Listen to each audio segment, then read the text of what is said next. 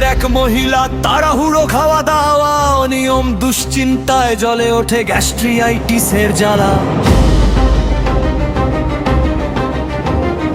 কারণ অতিভোজ কফি প্রতিরোধে সমন্ত আহার, নাক্সো ভূমিকা বাছা হলো পেটে শান্তির ধারা।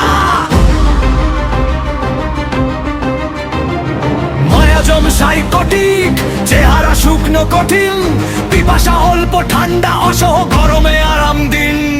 খাবারে ঝাল পছন্দ, রাগে তীক্ষ্ণ ভয়ে অস্থির মন, 0/1 পটেন্সি দিনে একবার খালি পেটে সেবন। মগরাহাটের ডাক্তার আনার